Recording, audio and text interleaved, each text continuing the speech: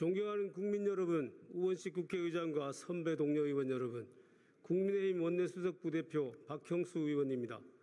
저는 오늘 헌법재판관 후보자 지명 철회 촉구 결의안 상정의 편파성과 부당성에 대해 의사진행 발언을 하기 위해 이 자리에 섰습니다.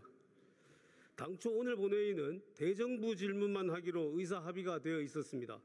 그런데 갑자기 민주당이 국회 운영위원회를 일방적으로 소집하여 이 결의안을 통과시키고 본회의 상정을 요구했습니다. 그동안 대정부 질문이 예정된 본회의에서 이렇게 일방적으로 안건을 추가한 사례가 없었음에도 우원식 국회의장은 민주당 편만을 들어 이 결의안을 상정한 것입니다. 국회 운영에 있어서 중립을 지켜야 하는 국회의장으로서는 이렇게 각 당의 의견이 첨예하게 갈리는 안건을 본회의에 일방적으로 상정해서는 안 되는 것입니다. 우리 국민의힘은 우원식 국회의장의 반복적, 편파적 본회의 진행에 대해 강력히 항의하는 바입니다. 이렇게 편파적으로 국회를 운영할 것이면 도대체 당적은 왜 버렸습니까? 그동안 민주당 당적의 박병석 의장, 김진표 의장과 비교하여 지나치게 편파적이라는 것을 지적하지 않을 수 없습니다. 우원식 국회의장은 국회의장을 즉각 사퇴하고 민주당으로 돌아가십시오. 국민 여러분, 선배 동료 의원 여러분, 이 결의안은 그 내용상으로도 본회의에 상정되어서는 안 되는 것입니다. 현재 헌법재판소에서는 한덕수 권한대행의 헌법재판관 후보자 지명에 대해 우원식 국회의장이 청구한 권한쟁의 및 가처분 심판이 진행 중입니다. 이러한 상황에서 국회가 이 결의안을 통과시킨다면 이는 입법부가 재판이 진행 중인 사건에 대해 부당하게 간섭하는 것이며 사법부의 독립성을 침해하는 것입니다.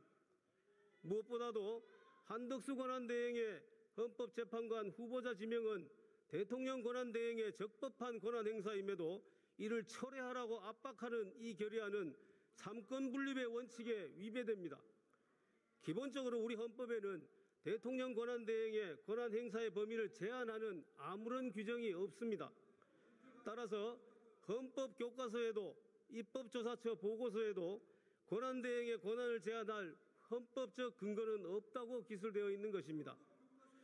프랑스 헌법의 경우 대통령의 국민투표 부의권과 국민의회 해상권은 권한대행이 행사할 수 없다고 명시되어 있는 바, 이렇게 헌법에 명시되어 있지 않은 한 대통령 권한대행의 권한 행사는 제한되지 않는다고 봐야 합니다.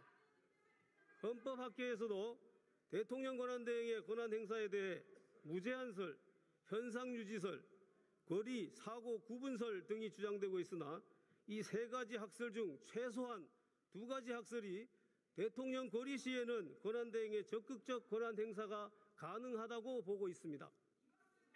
그리고 이러한 학설들은 권한 행사 범위에 대한 명문 규정이 없는 상태에서 헌법적 관례도 없을 경우를 상정하고 논의되는 것입니다.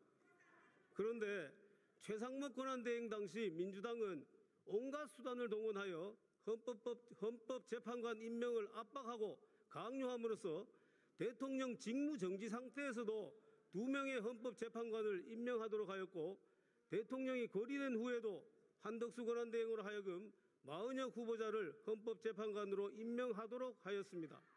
이제 민주당에 의하여 대통령 직무정지나 거리 여부에 상관없이 대통령 권한대행이 헌법재판관을 임명할 수 있는 새로운 헌법적 관례가 자리 잡게 된 것입니다. 그럼에도 이제 와서 한덕수 권한대행의 적법한 헌법재판관 지명을 철회하라고 하는 것은 전형적인 내로남불이 아닐 수 없습니다. 우원석 국회의장은 권한쟁의 심판에서 한덕수 대행의 헌법재판관 후보자 지명 행위로 국회 인사청문권이 침해되었다고 주장합니다. 그러나 이는 억지 주장에 불과합니다. 한덕수 대행이 지명한 2명의 헌법재판관 후보자에 대한 인사청문회는 우원식 의장과 민주당이 마음만 먹으면 언제든 실시할 수 있습니다. 후보자 지명 직후 우원식 의장은 인사청문 요청서 접수를 거부하겠다고 밝혔는 바, 오히려 국회의 인사청문권을 침해하고 있는 것은 바로 국회의장 자신입니다. 도대체 누가 국회의 인사청문권을 침해하고 있다는 것입니까? 우원식 국회의장은 헌법재판관 후보자 지명 철회 결의안 상정의 부당성을 지금이라도 명확히 깨우치고 해당 안건 상정을 철회.